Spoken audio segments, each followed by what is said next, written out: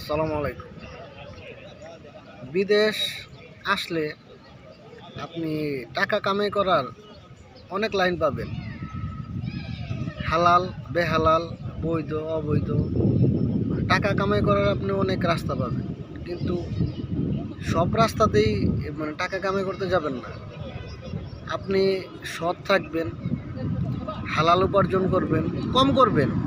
যেমন আপনি যদি এসে হিসাব করেন যে অমুকে কাজ করতেছে, বেতন ভাই 2000 3000 রিয়াল, আমার বেতন 700 800 1200 1000, আমার এত কম। কারণ আপনি আসছেন নতুন, ভাষা জানেন না, বিষয়গুলো বুঝেন না। উনি আসলেই কীভাবে 2000 3000 রিয়াল বেতন পায়, জিনিসটাকে বুঝতে হবে। ওনার অবস্থানে আপনি যান, ঠিক আছে? আরেকজনের ইনকাম দেখা মনে মনে নিজে নিজে হিংসা না লাগাইয়া নিজে আগে ভালো করে ভাষা শেখেন, কাজ করেন, সৎ থাকেন।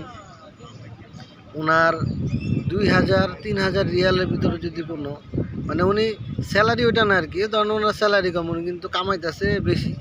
কিন্তু উনি কি হালালভাবে কামাইতেছে না বেহালালভাবে কামাইতেছে, এই জিনিসটা জানা বোঝার দরকার আছে, ঠিক আছে? শোনেন ভাই, আপনি হারাম পথে অনেক টাকা উপার্জন করতে পারবেন, কিন্তু ওই টাকাতে কোনো বরকত থাকবে না। যদি ওই টাকাতে কোনো বরকত না থাকে, যেমন আপনি মাসে ধরেন বাংলাদেশি টাকা 1 লাখ টাকা কামাইতেছেন, 1 লাখ টাকা কামাইয়া দেখবেন যে আপনি এরপরও সংসার অভাব অনটন ছাড়তেছে না, ঋণ পরিশোধ করতে পারতেছেন না, একটা ঝামেলা শেষ করতেছেন, আবার নতুন করে ঝামেলা শুরু হইতেছে।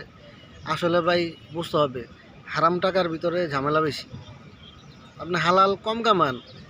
আপনি একটা জিনিস খেয়াল করে দেখেন, কোনো ইমাম মুয়াজ্জিন ওনাদের দেখবেন কখনো হাওলাত করে চলা লাগে না, বরঞ্চ ওনাদের বেতন কিন্তু কম। এরপরেও ওনারা, আমি দেখছি, আমি নিজে চোখে দেখা, যে কম বেতনে সংসার চালাইয়াও মানুষকেও সাহায্য সহযোগিতা করে।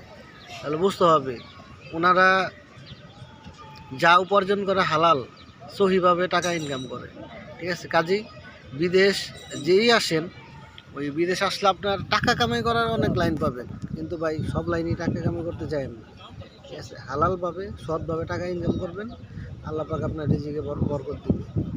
আমিন।